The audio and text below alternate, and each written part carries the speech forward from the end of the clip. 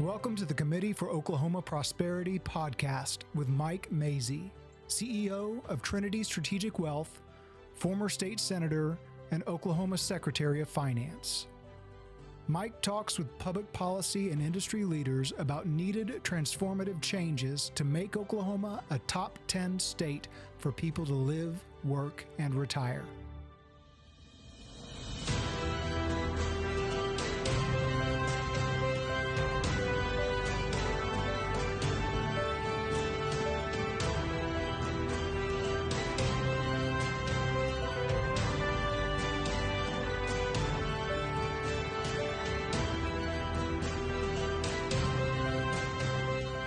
The Committee for Oklahoma Prosperity is advancing ideas and policy that create growth and prosperity for the people of Oklahoma.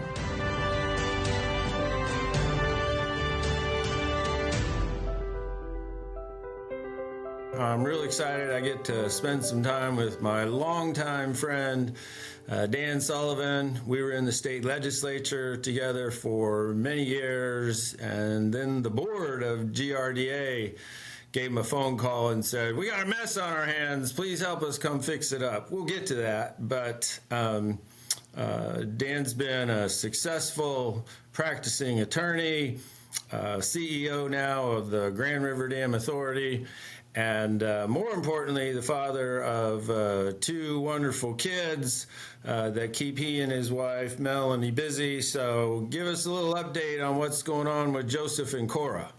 Well, they're growing up too fast, and a lot of activities. School time is always a big time to try to keep up and with all the things that they have going on. But they're doing well.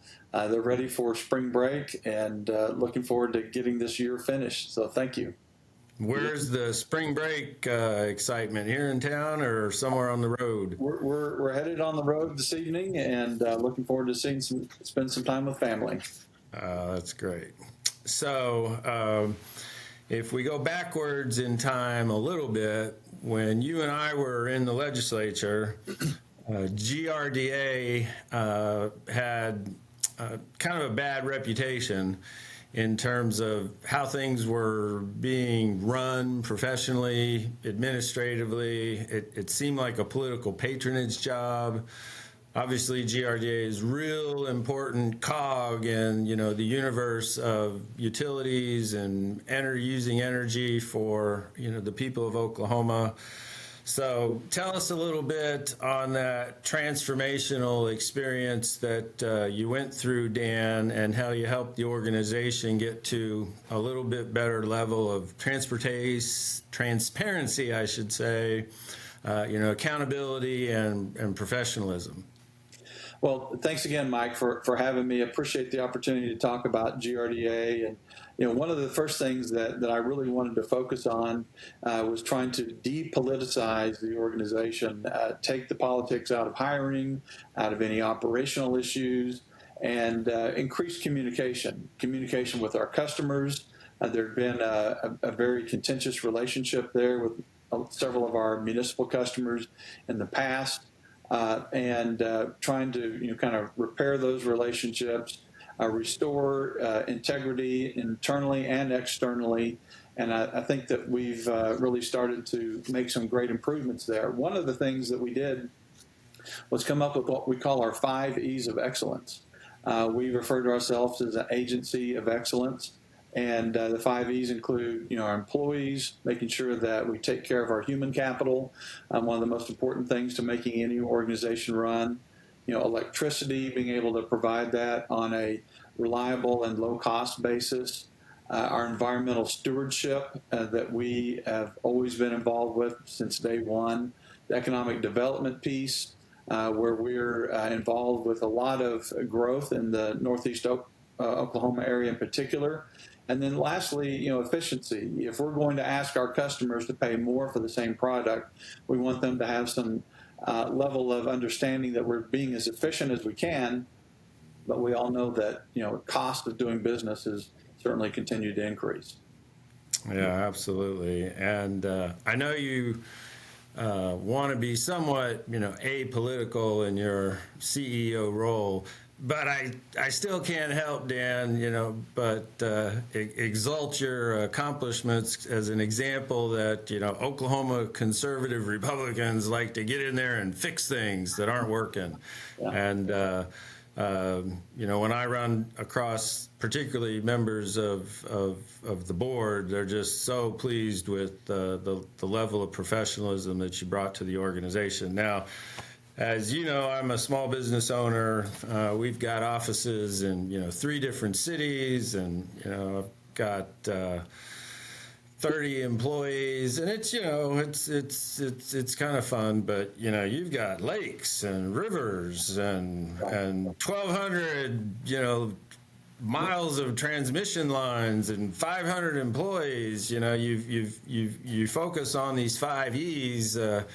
How have you found the right approach to managing this this big enterprise that's so important to the state of Oklahoma, and how do you keep up with it all? Well, keeping up is a challenge. Having a great team.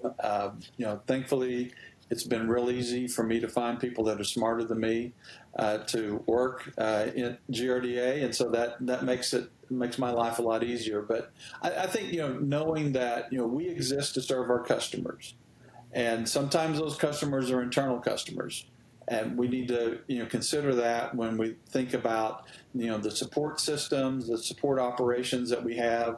Those often serve our internal customers. And continuing to have that customer-centric idea has really made a big difference.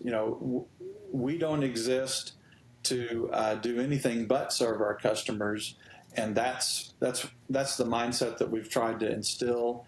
And when you think about how can we better do that, how can we be more efficient, how can we make sure that electricity is reliable, that's a really important factor to our customers. Every time someone flips the light switch, they expect the lights to come on, and that's the expectation that we live with on a daily basis. So it really helps us be able to put together a customer-centric focus. But we also, one of the big things for me has been promoting this idea of what we call one GRDA. We are one organization. We're not administration. We're not hydropower. We're not just thermal generation. We're not transmission and distribution. We are one organization serving our customers, and that is broken down. It takes a long time to make those transitions, but breaking down those barriers internally has been another important factor. That's really terrific. So you've got this big portfolio of hydropower and wind and coal and natural gas, and you've actually become somewhat of a leader in the field. Not that I understand all that you've kind of explained to me and taught me over the years, but this GRDA unit number 3 is kind of special in its own right. What is that doing for the system, and why is it so important to your broad mix of creating electricity? Well, our Unit 3 is a Mitsubishi unit. At the time we started commercial operation in 2017, it was the most efficient unit in the Western Hemisphere. It's still close to that, and as technology continues to advance, newer units are coming out. But the idea is that with the combined cycle unit that is, you take a unit of natural gas, you fire a turbine like a jet engine laying on its side that then turns a generator. The exhaust from that is then captured in what's called a heat recovery steam generator. So you get steam, and then another cycle where it goes through another turbine and another generator set to produce energy. So you have one input of energy that then goes through 2 cycles. The combined cycle is the idea there. So it is very efficient. It was developed by Mitsubishi, primarily for the Asian market, where they have very high fuel costs. So they want to be as efficient as they can. So we have been able to implement that here in Oklahoma, burning Oklahoma natural gas at a much lower price point for fuel, and that's been a tremendous benefit to our customers. The other significant thing about gas units is that they ramp up and down very quickly. Coal units that we've relied on for many years, they were designed to turn on, you run them for 6 months, you take them down for maintenance, and then you start them up again, you run them for another 6 months. And there was very little, up and down movement, and it was a slow movement. Think of it as like a battleship. It takes a while to get that turned. Well, these are more like race cars. Okay. You can throttle them up and down. The cold start is, under 30 minutes. Where a cold start for a coal unit is 16 hours. We're in the process of building what we're calling Unit 4, which will be right next to our existing gas unit, a simple cycle unit. So it's just the gas turbine part of it without the steam cycle. And that will be about a 10-minute cold start to operational status. So in dealing with the market today, in the electricity market, we're all in Oklahoma part of the Southwest Power Pool. Being able to respond to changes, when the wind lays down or the sun's not shining and there's a change in operational needs, these quick start responsive units are very important to maintaining the integrity of the grid. Okay. So we're taking advantage of good old Oklahoma produced natural gas, and it's an efficient way to produce electricity. Yet I find it somewhat bizarre, Dan, that you still have these, liberal elite voices that want to cast a pall over, any type of fossil fuel, even though it seems to me you all, as well as others in the industry, have found a way to be, good stewards with, low emissions. But, there was literally an article about you all a couple of months ago from a Oklahoma-based professor. I'm not going to say his name, but I quote from the article, "This gas plant would emit potent greenhouse gases, thus contributing to the climate crisis that causes frequent extreme weather while being less reliable during those events." How do you refute this type of nonsense with actual facts? Well, one of the more kind of frustrating parts of that article was his suggestion that our board didn't do its due diligence in evaluating all of the other options. So we're replacing a coal unit with a natural gas unit that has lower emissions, higher efficiency, and quicker start and more responsive. So the problem with his premise and the problem with people that speak of things that they really don't understand is that in order to implement more what we call intermittent resources, wind and solar primarily, you have to have either thermal backup in some form or fashion, so coal or natural gas, or nuclear. Nuclear is great, but it has zero emissions or zero carbon emissions. But those again aren't quick ramping. So you need something like a natural gas unit to implement more intermittent resources. We are in Oklahoma where the wind comes sweeping down the plains, so we have a lot of wind resources available to us, but they're not always there. You can't say, "I want the wind to blow right now," and make it happen. Right. We'd all be in a different business if that was the case. But, you can say, "I want to turn this gas unit on," and you can start it up and make it run when you need it. And that's the important thing, to maintain the integrity of the grid.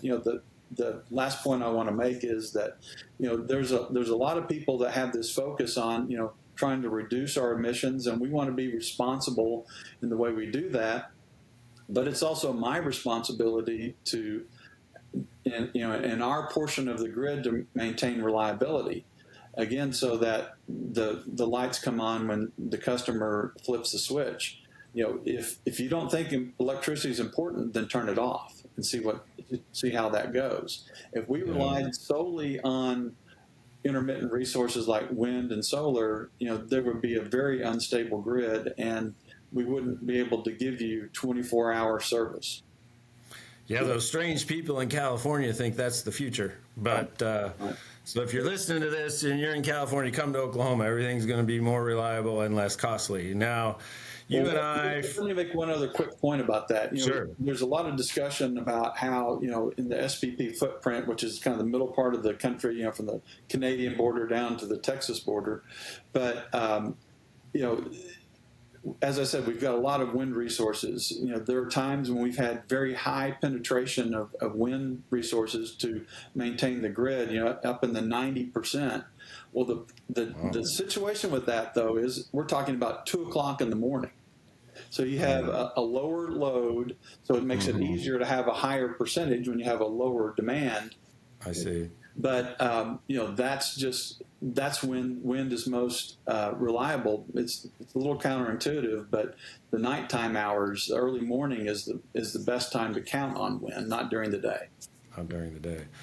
So everyone's frustrated with, inflation post the pandemic, and everybody feels like their costs are going up. And, for folks out there with GRDA bills or OG&E bills or PSO bills, for those of us from Tulsa, there have been an increase in, their bills for this thing or another thing or inflation.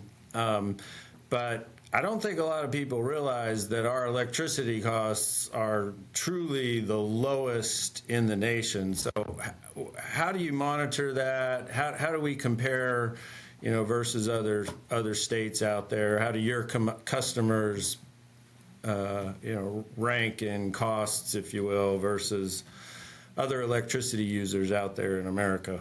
Well, if you look at Oklahoma as a whole, we have very competitive rates. Most residential rates are in the 10 to 12 cents per kilowatt hour basis, which is about half of what you see if you go to California and other parts of the country. You can get industrial rates that are even cheaper because you're delivering at a higher voltage, less cost associated with that, less infrastructure to support large industrial loads. So we're in a situation where it's very easy for us to compete nationally for new business coming into this area. One, because we have very low and competitive prices in general in Oklahoma. We think that GRDA is a big part of that, but we also have a very business friendly environment, which makes a big difference when somebody's looking at coming. We actually enjoy people coming to Oklahoma, making those investments and hiring Oklahomans to do the jobs that we need. Yeah, I'm so glad you brought that up, because in Oklahoma, you and your organization, have a big role to play in more economic growth, new companies coming here, job growth. I don't think people understand the collaboration that you have sometimes with Mid-America Industrial Park, or folks that want to locate, close to the Port of Catoosa, or even the, Oklahoma Department of Commerce. Why don't you share with our listeners how you participate and, get information to these folks that are thinking about, oh, I'm from Solana, I might want to put a plant in northeastern Oklahoma. What are my electricity costs going to be? Well, a relationship with the Mid-America Industrial Park. GRDA is a very unique organization. We were created by statute. We finished the Pensacola Dam that creates Grand Lake in 1940. That was the run-up to World War II, at least our U.S. involvement in World War II. Mm-hmm. So the federal government retained control over the dam through the war and then turned it back to GRDA in 1946 and 1947. And at the time that we started production in 1940, a big part of our power was sent to what was known as the Oklahoma Ordnance Works Authority in Pryor, Oklahoma, which built and manufactured powder for munitions. When the war was completed, that was turned over in 1960 to the state in trust, and is now known as the Mid-America Industrial Park.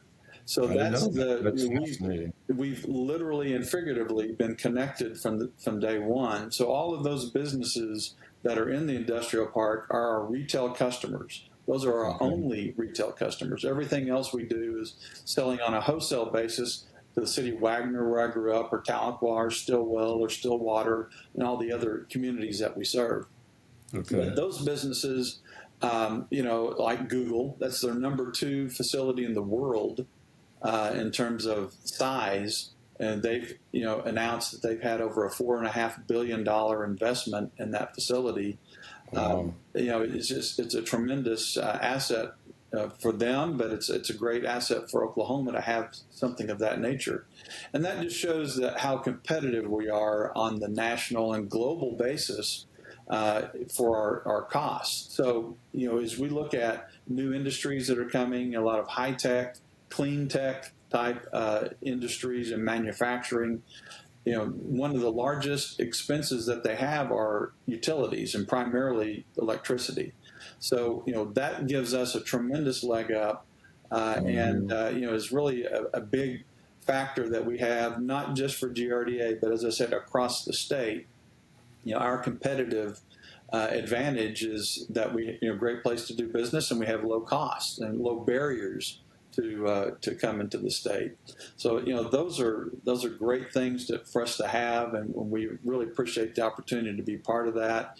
We're constantly seeing businesses literally by the week looking at the Mid-America Industrial Park and other places around the state. So we anticipate some good news to be coming very soon on that. That's great. Let's unpack that a little bit more. As you see the 21st century economy, unfolding, and this long, beneficial history with the Mid-America Industrial Park, you mentioned this a little bit, but I thought maybe you could broaden the perspective on, what are the industries, what are the companies maybe that are already in the industrial park that a good example of, in this 21st century economy, high-paying jobs, great for northeastern Oklahoma, not just the leadership of these companies, but, all these workers.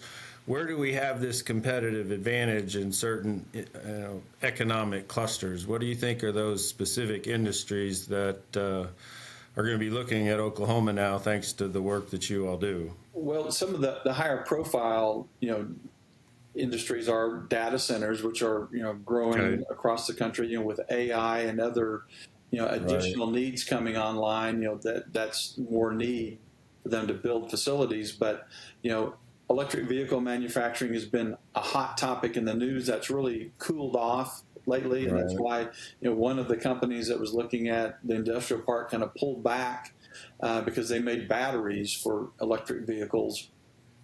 So that market's changed, but what I see though are a lot of higher tech, kind of clean tech type, where people are literally wearing the white suits because it's a clean environment, that they're manufacturing all kinds of new equipment, computer chips,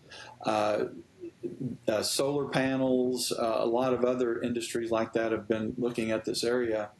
And, those are good paying manufacturing jobs that are, part of the future. We want to be embedded in, what's brought us here. The oil and gas industry, aviation continues to be a big part. But we also need to look to the future of, what are some of those business types that are going to be able to take us to the next level.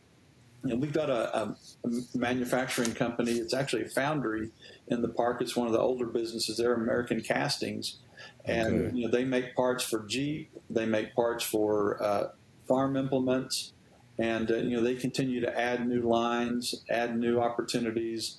And that's just one example of many there that, and some are in the aerospace industry, some are in more defense-related industries, and then we've got, Google and others that are in the tech. So it's great to see that wide variety of businesses. I like to see more smaller businesses than one huge, because we continue to leverage the opportunities that way. But it's great to see that there's so much interest. Our physical location in the country, makes us a very popular place to look. With the inland waterway nearby, rail, highway, interstate systems. We're on the list of everyone that's looking at a big project, because these big mega sites and even the smaller, more traditional size sites, there's fewer and fewer of those available, that people can count on a quick turnaround to be able to, to build a facility.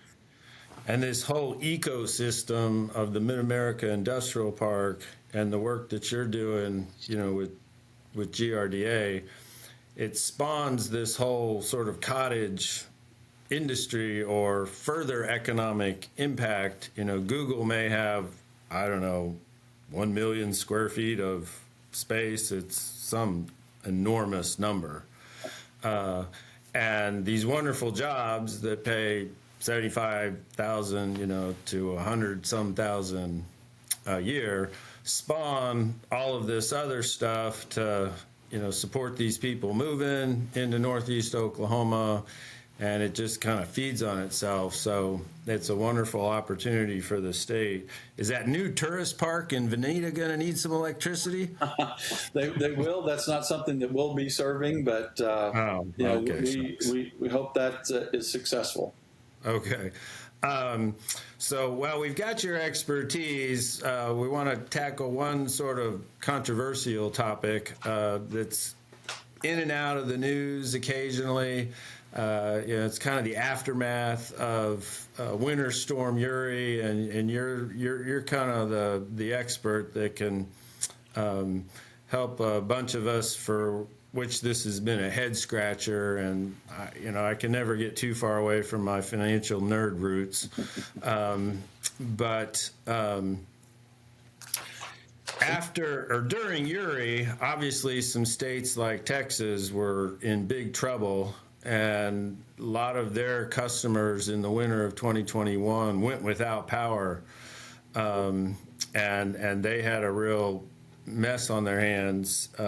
In Oklahoma, it was natural gas that I think helped us and helped our communities stay lit up. But there was some strange stuff going on where the price of natural gas went up 1,000% overnight, and this wasn't from the drillers or the producers. It seemed to be the marketers and the distributors of natural gas after it had been collected. And a couple of the for-profit, utility companies all of a sudden, had this, enormous expenses to keep the lights on. And they went to the state leaders and said, we got to recoup this cost somehow, or our companies are going to have some struggles or some problems or some operational issues. And then that morphed into, just after I had left the state as the Secretary of Finance, into this sort of securitization process. We won't try to dive into it more than that, where the utility companies were allowed to borrow some money, basically, and put the financing costs on that to the taxpayers, the electricity customers of theirs. And what was $1 billion of cost, because of higher interest rates, turned into $3 billion, maybe $4 billion by some estimates of cost.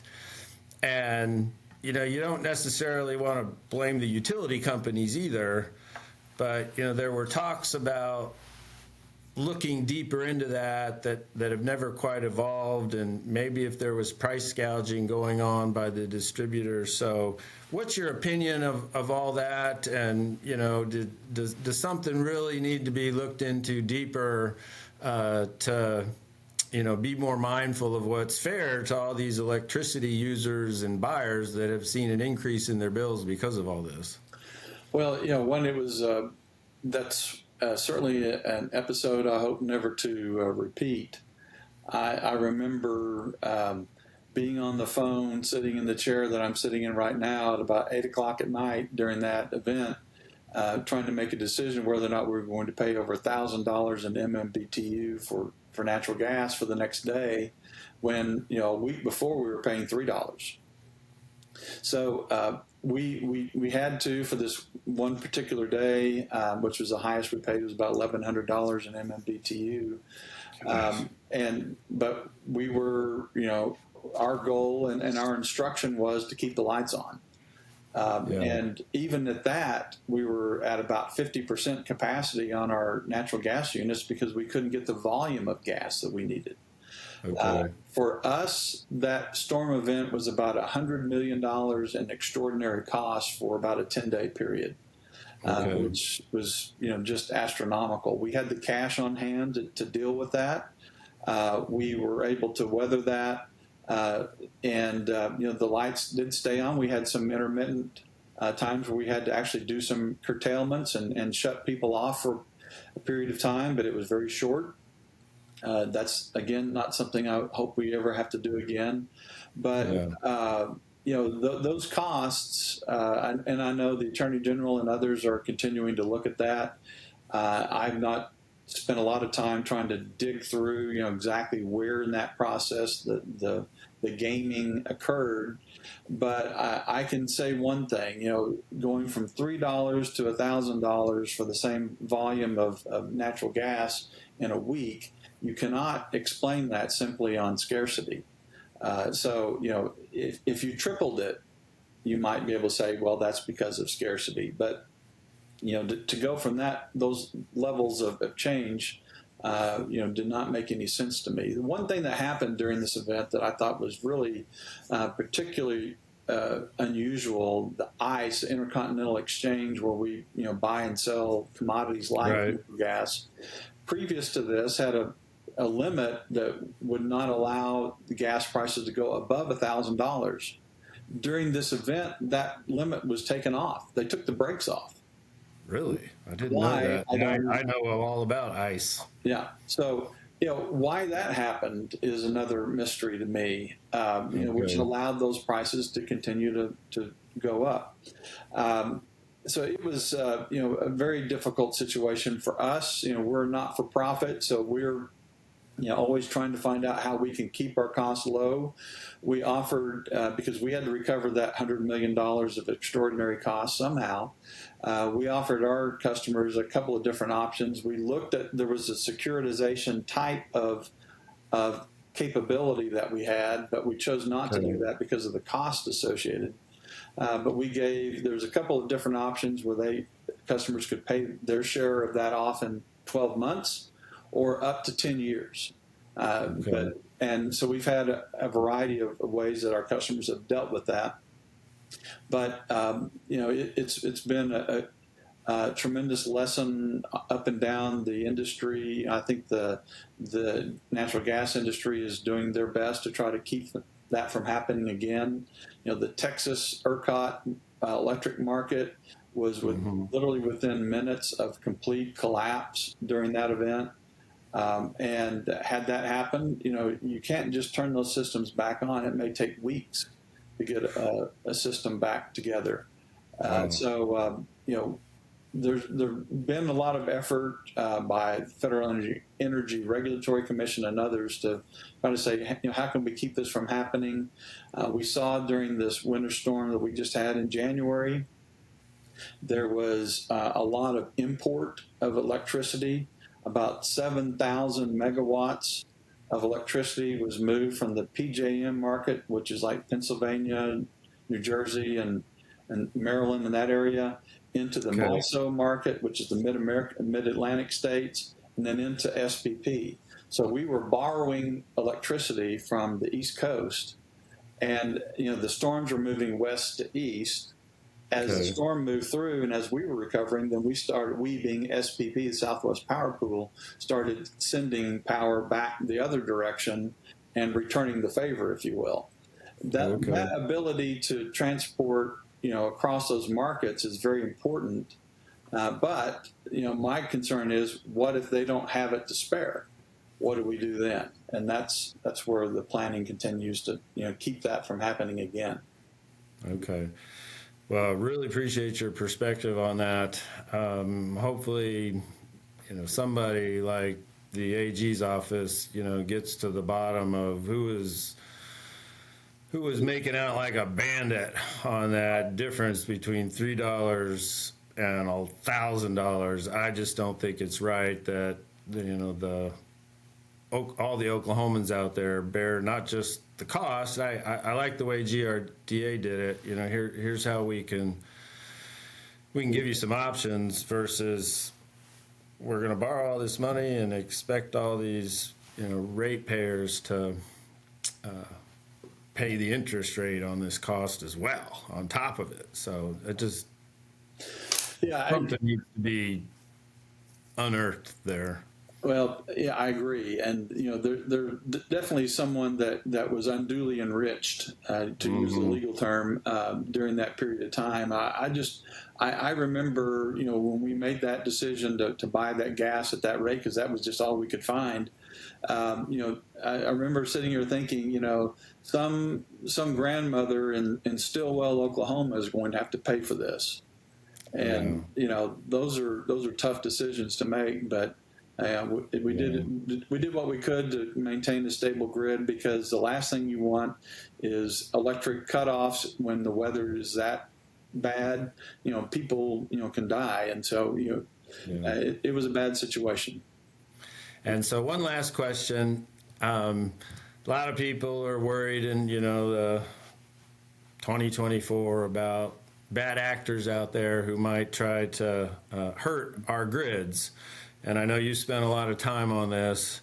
What would you say to electric users out there, at least in Oklahoma? Here are the mechanisms in place that we're aware of, and we want to make sure we address protecting the grid, even though there's some bad actors out there that want to do stuff with viruses and malware and all this sometimes scary stuff. Well, we look at two different parts of this. One is the physical security side, keeping people out of substations and generation plants and facilities like that, maintaining the integrity of our transmission lines, which is very important to us. We're fortunate enough to have a law enforcement division, and we have people out, following copper thefts and other things. Some of them are a little more on the minor side, but they can create bigger issues. But we also have an officer that's assigned to the Joint Terrorism Task Force with the FBI. So we're, privy to information on cyber, other physical threats that are out there. But I can tell you that, electric utilities across this country are, there are attempts to penetrate on the thousands, maybe even hundreds of thousands of times a day. From bad actors all over the world. And, they just have to be right once, and we have to be right hundreds of thousands of times a day. So, our investment in the infrastructure and, firewalls and all the other protection that we have is very significant to us. But the main thing that, just to the public, is if you see something, say something. If you see somebody just hanging out around a substation and it just doesn't look right, call 911, report it, let somebody check it out and see. It may be legitimate, but it is always good to be aware of what's going on. We need to think about that no matter what we're doing. And if something looks strange, it probably is. So let's report it and let some people check it out. Don't check it out yourself. Just call and let the professionals check it out yourself, folks. Call 911. That's right. Great conversation. Thanks so much, Dan, for the great work you do to keep the lights on in Oklahoma. And we appreciate everybody spending some time with us. Have a great day. Well, thank you. Appreciate it. The Committee for Oklahoma Prosperity is advancing ideas and policy that create growth and prosperity for the people of Oklahoma.